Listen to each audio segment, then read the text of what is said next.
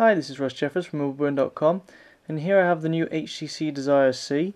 It's the latest Android smartphone from HTC, and it's running Android 4.0 Ice Cream Sandwich. And as you can see on top, we've got HTC's own Sense 4.0 user interface as well, which is pretty nice looking.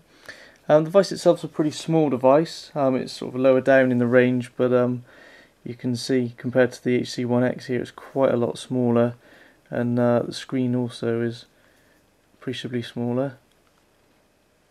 You can see the difference. Turn the brightness down a bit on that. You can see the difference in size of the overall device and also in the display. The display is actually a 3.5 inch display with HVGA resolution. Around the back here we've got a 5 megapixel camera, no flash though. Got a little loudspeaker grill as well. We've got a micro USB charging and data port, and then on the other side here we've got just a volume rocker. There's nothing but a microphone pinhole on the bottom, and then we've got a power key and a 3.5mm headphone port on the top. You can see on the front here we've got a back, home, and also like a multitasking menu key there, all touch sensitive controls. Okay, so we're just going to quickly have a look and see what we've got in the box here. You can see we've got, just to take this out, a regular sort of wall socket plug here with a USB port in the top, and that allows us to use our data charging cable. Just literally plug this straight in the top of here, as you can see, and then that end goes in the phone just to allow us to charge the phone from a wall socket. Of course, this can also be used for data. Just plug it into a PC and plug the Desire C straight in. We've also got a set of regular earbud headphones with the HTC logo on, as you can maybe just about see there. And they've got a regular 3.5mm headphone jack, so you can use your own headphones, you don't have to use these. But the benefit of using these is they've got this microphone and this sort of little button here which can be used for answering and ending calls. So when you're listening to music, you don't miss any calls. You don't have to unplug the headphones to take the call. You can just answer it with this button, and then the microphone's built in here, which you can sort of have up by sort of your mouth area. It would hang when you've got the headphones in your ears. Anyway, that plugs straight into the top here in the headphone port, and as you can see from on the back here, we've got Beats Audio sound sort of profile built into the handset to sort of improve the sound, which is quite good. If we just flick across here, you can see we've actually got a music widget here, so we can sort of play and pause the music from here. Turn the volume up and down. That's just playing through the rear speaker. Obviously, you don't have to have the headphones plugged in. But from this widget alone, we can do things like repeat tracks and also shuffle tracks, skip forwards and backwards, and pause. We can access SoundHound, and we can even access the full music app just by tapping somewhere sort of at the top there. And you can see we've got things like album art here. We can just go back here a minute. You can see we've got album art for things, and there we go. You search by artist, album, song, playlist, or genre, and with the album art, you can see if you've got it loaded, it all shows up quite nice and clearly on the display here. The phone is quite slow. I've noticed one of the things about it, it's only got a 600 MHz processor, so it's not the quickest. I mean, it's not too bad flitting around the menus, but I mean, even in things like messages, if we just quickly type something out, sometimes it can bog down and it sort of can't quite keep up. It's not going to do it for me now, just to spite me, but take my word for it, it can be quite slow. You can see the keyboard sort of jerked away then, it didn't sort of flow away as nicely as you would expect with, say, the HTC One X or one of the newer top-end phones. But you know, it's relatively quick, it does the job. If we just load up a web page quickly as well, we can just show you. On a Wi-Fi connection, even the Google page takes sort of a couple of seconds to load. So let's see how it does with the mobileburn web page.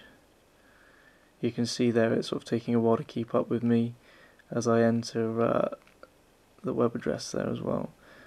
Let's just see, go on the full site, give it a bit more of a challenge.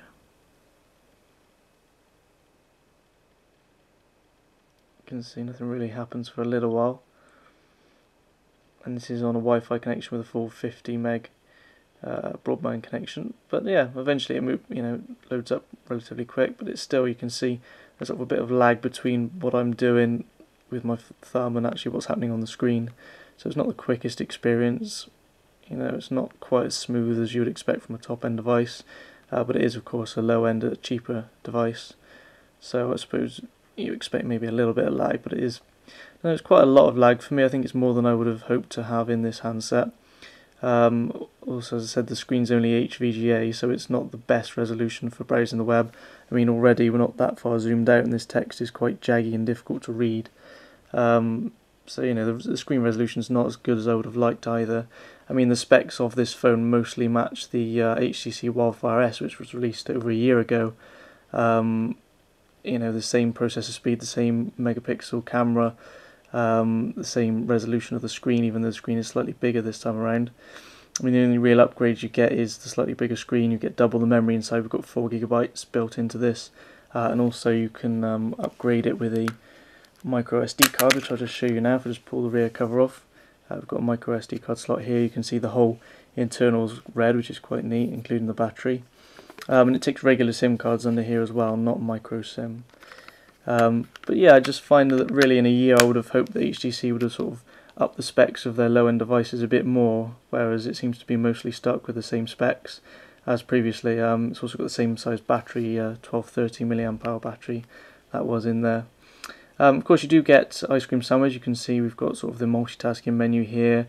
We can do things like, you know, you can see we've got this sort of folder created on the home screen. You can get one app and drag and drop it onto another app to create a folder, as you can see there, which is quite neat. There's also things like when you get a new notification, you can sort of swipe them away rather than having to actually clear them down individually. You can just sort of swipe them off the screen, which is nice. I think you can do much the same with the open tasks. You can just swipe them away like that. Say on the Wildfire S, same 5-megapixel camera, but you get an LED flash with the Wildfire S. You don't get that on the Desire C. As you can see, there's no flash at all, which is a bit of a shame. But we'll just pop into the camera here. You can see fairly quick to respond if I just snap a photo. I mean, it responds quite quickly, but it takes a while before it's ready again for the next photo, so don't expect to be taking loads of photos in rapid succession. You do have some filter effects. Just up at the top here, you can see we've got various different effects: grayscale, sepia, negative, solarize, posterize, and aqua. We've also got a video mode. So if we just go into here, we see what different settings are available in video mode. Doesn't look like really. Why I started recording video. Let's see what settings we have. Video quality. So it seems the highest we can go is 640 by 480. So not even sort of high definition video recording, which is a bit of a shame.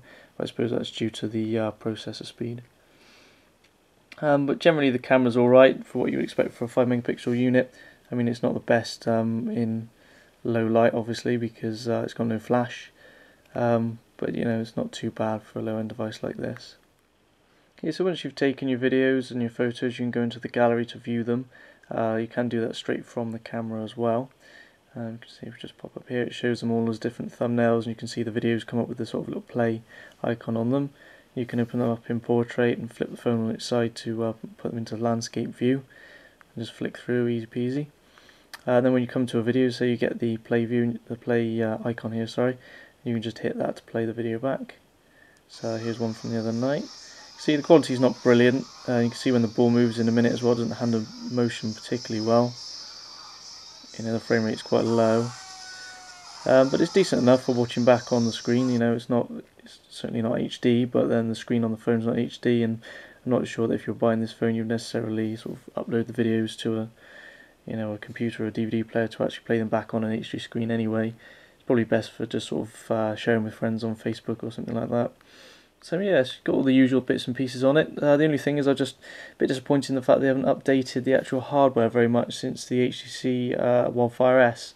So as I say, the processor's still relatively slow, the screen's quite low resolution, but altogether it's not such a bad phone. I mean, I really like the finish on this particular one. You can get it in white and black as well.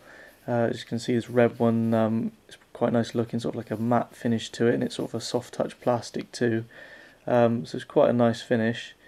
Not really a bad way to do a phone if you're going to use sort of plastics and that. It does still feel relatively high quality, which is quite nice. Anyway, that was a quick look and review of the HTC Desire C. This is Russ Jeffers from mobileburn.com.